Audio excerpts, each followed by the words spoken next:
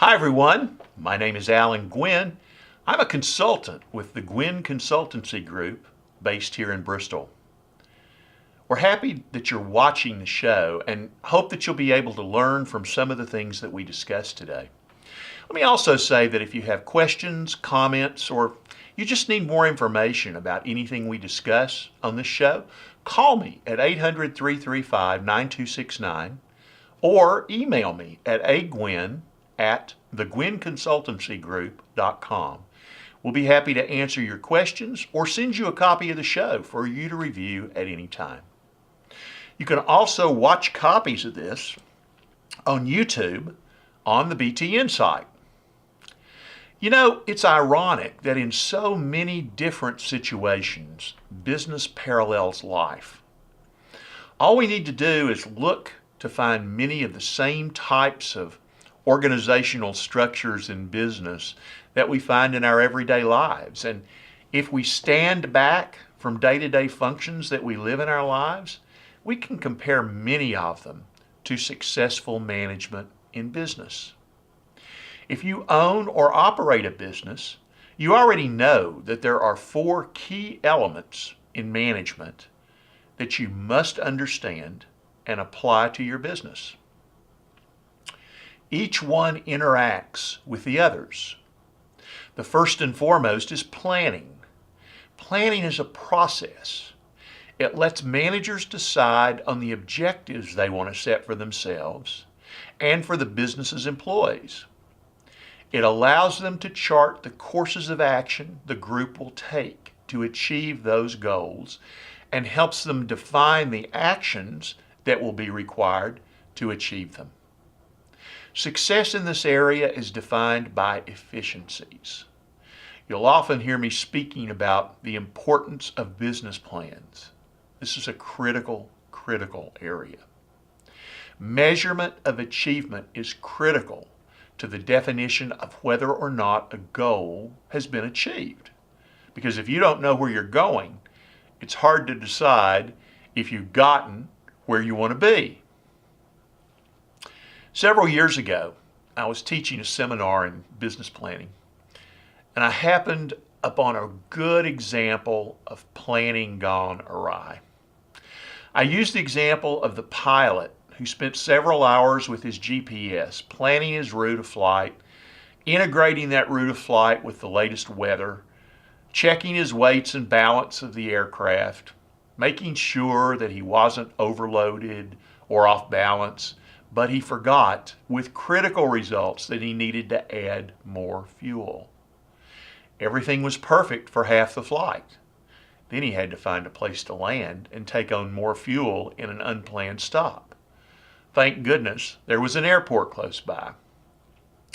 Planning as a process needs to integrate all of those elements of business for the plan to be successful.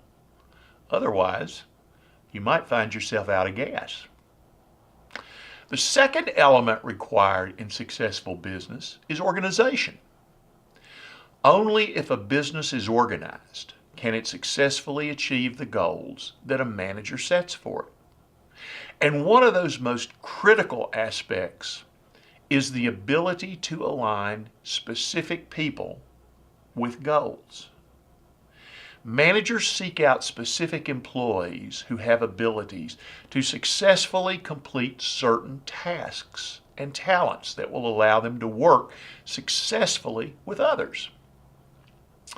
The old story about playing in the sandbox productively actually does occur in a well-organized business.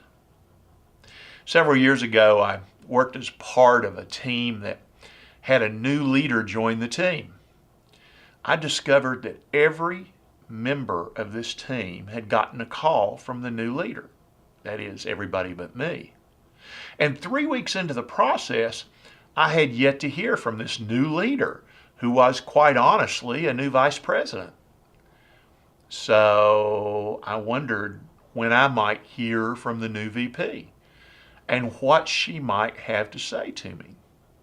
When I got the call, she said that I might have wondered why she hadn't called me before.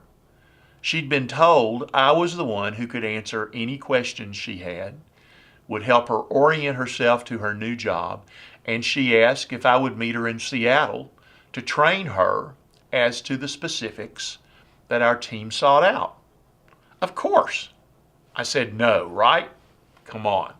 It was a great learning example for me that leaders organize and put what we call aces in their places to achieve success. But when the organizing is completed and all said and done, it comes down to the leading itself that's required. Leading others takes a variety of talents. How does a leader lead? Often we'll hear an employee say, "I'm just not motivated." Well, let me share with you, I can't motivate you to do anything. I can create an environment where you can motivate yourself, but I can't motivate you. I can energize you. I can excite you. I can incense you. I can even incense you, but I can't motivate you to do anything. Good leaders understand that a variety of activities need to be employed so that good employees motivate themselves to achieve the goals that are required.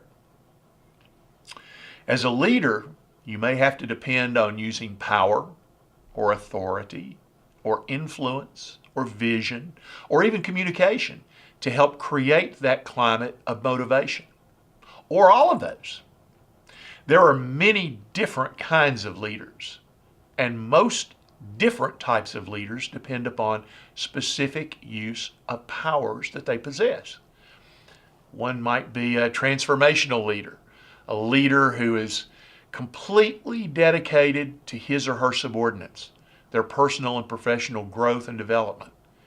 One may be a charismatic leader, a leader who's excited and enthusiastic, one who gets up every day charged up and ready to achieve goals and objectives. A manager or owner may be a transactional leader, one who uses personal reward and power to achieve goals. One may be a leader who utilizes groups to achieve specific objectives. Finally, though, the last element of our four functions of management is the element of controlling. Controlling allows management and owners to measure themselves and the output of their team. It lets them see how well they're doing and what areas need improvement. It lets them manage their performance and improve their effectiveness. In life, our roles we fulfill often take similar pathways to business direction. We set a plan for direction we want to go. We organize the various elements to let us achieve our plan. We work to achieve that plan, and then we step back if the plan works or if it doesn't work and see what went right or what went wrong. So those elements of business ownership and management mirror our everyday lives, the decisions we make and the actions we take.